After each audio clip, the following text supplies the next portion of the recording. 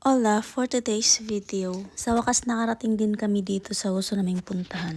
Ang tagal ko nang gustong pumunta dito, napapanood ko lang to sa TV, sa Black App. Ang daming nagsishare ng mga video, magagandang clips. Yun nga lang kasi gumagamit sila ng drone, kaya sobrang gandang tingnan. Ito yung Hana Momono Sato. Para din siyang cherry blossom, pero late lang siya compare sa cherry blossom. Ito naman ay peach blossoms. Pagkatapos niyang mamulaklak, magkakaroon siya ng bunga. Hindi ko alam kung nakakain siya, pero parang hindi. Magkahawig kasi sila sa bunga ng apricot or plum. Kaya madalas ako nagkakamali pag nakikita ko yung bunga. Kasi pati sa puno medyo may pagkahawig sila. Hindi kasi kami nakapaghanami ngayong taon. Kasi sobrang busy na sa trabaho. Tsaka yung mga cherry blossom, ang bilis lang nilang maglagas. Kaya sabi ko sa asawa ko para maiba naman. Kasi lagi na lang cherry blossom ang pinupuntahan natin. At tamang-tama nakahabol pa kami. Kasi itong peach blossom, nasa mid to late April lang siya hanggang hindi na pala siya makakaabot ng mga May. First week of May. Kung meron man dun sa pinakabundok na yun yung sobrang lamig na lugar. Pero dito sa lugar na to malamig na talaga to kasi bandang nagano na siya. Tsaka ang ganda niya kasi tukuro-tukuro para siyang may waterfalls. Ito talaga gusto ko sa mga Japanese kasi talagang naalagaan nila yung nature. At saka yung lugar napakaganda kasi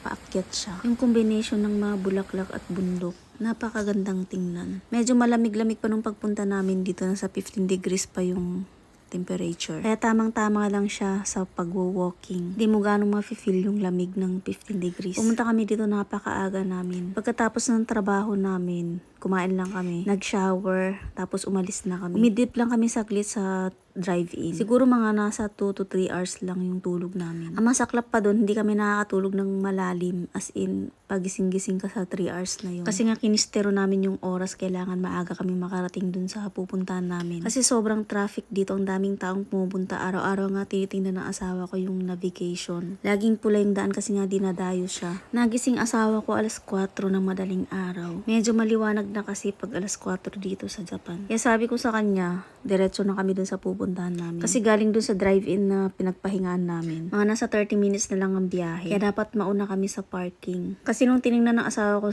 sa Google Map, 7 a.m. traffic na siya. Kaya dapat bago mag 6 a.m. or 7 a.m. andun na kami. Kasi sobrang aga namin. Pagdating namin dun may mga sasakyan na rin talaga naka-parking. May mas maaga pa pala sa amin. Akala ko talaga kami na yung pinakamaaga. Yung unang parking na dinaanan namin, medyo malayo-layo pa siya dun sa pinaka-main talaga. Ang ginawa namin, umakyat muna kami dun sa pinaka-main. Tingnan namin kung may bakanting parking. Ang ending, puno na siya. Tsaka may bayad siya, nasa 1,000 yen. Ito kasi talaga yung pinaka-main, yung dun sa dulo siya. Paakyat na siya. Hindi na siya pwedeng daanan ng sasakyan, tsaka wala siyang parking dito na side. Ang parking nila sa baba lang banda. Kaya lalakarin mo siya dun sa taas para makita mo yung pinaka-main na napakaganda. Kaya ang nangyari, bumaba kami ulit ng asawa ko, bumalik kami dun sa pinakaunang parking na nadaanan namin. Tapos maglalakad ka ulit papunta dun sa pinaka-main. Mga siguro 20 minutes siya lakarin. Ako kasi sanay ako sa paglalakad-lakad kaya wala lang to sa akin kasi nga mag-i-enjoy ka. Lalo't busy yung mata mo at mag-picture-picture ka sa mga dinadaanan mo. Kaya hindi mo mararamdaman yung pagod. Ang sabi ko nga sa asawa ko, saglit lang tayo kahit mga 1 oras. Ay hindi pala, sabi ko sa kanya 30 minutes lang. Kasi nga, hindi rin kami pwedeng magtagal dito dahil kailangan din namin maunang umuwi bago pa sila magsipag-uwian. Para hindi kami makakasali sa traffic. Ang ending, inabot din kami ng 2 hours kakalakad. Hindi mo talaga mapapansin yung oras kasi sobrang ganda ng place. At ang ganda talaga ng mga bulaklak sa malapitan. Hindi mo siya ma-appreciate sa video. At makulimlim kasi nung pagpunta namin dito. Pag maganda ang panahon at tirik ang araw, ganito siya kaganda. At may coffee shop din malapit. Balak nga sana namin magkape muna. Kaya lang naisip namin baka dumami na yung tao at magta-traffic na. Kaya lang nag-alala kami na asawa ko baka ma-traffic na kami pa uwi. Tsaka late na magbubukas yung coffee shop.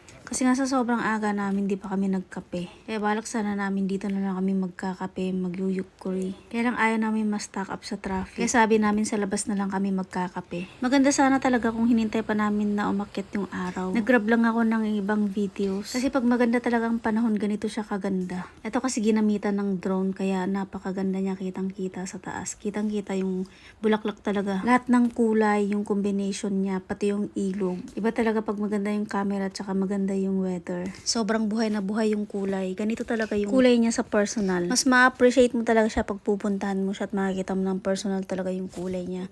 Mahahawakan mo yung mga bulaklak, napakaganda. Sana kung mabubuhay lang to sa Pilipinas. Kaya lang sa malamig na lugar lang siya pwede. At buti na lang talaga nakahabol pa kami. Kasi patapos na talaga siya. Mahaba na yung 1 week. At nung napagod at nabusog na yung mata namin, lumayas na kami ng asawa ko at nag-breakfast sa drive-in. At bigla akong namangha dito sa Coke. Yung antique na Coke. Charot. Bira ka na lang makita ng ganito sa Japan ngayon. Sa probinsya ko na lang siya nakikita. Sa liit niyang yun, 400 yen. Kaya sabi ko sa asawa ko, bakit kaya hindi na lang nila ibalik yung ganun? Recycle yung bote. Pag binalik mo yung bote, may bayad. Ganun din pala sa Japan noon. At dahil maaga kaming nakauwi at madadaanan namin yung outlet, inaya ko asawa ko. Sabi ko, silip muna tayo sa outlet sa Shiburi. Sobrang tagal na namin hindi nagpupunta ng outlet. Feeling ko mga 10 years na.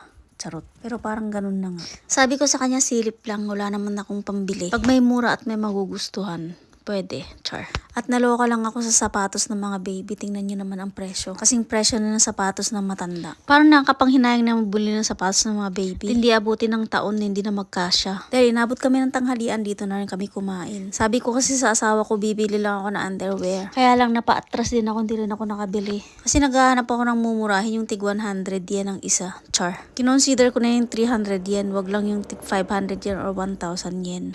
Kaya ang ending, di rin ako nakabili. Kasi pinakamurang set nila nasa 3,000 yen. Bargain sale pa yun.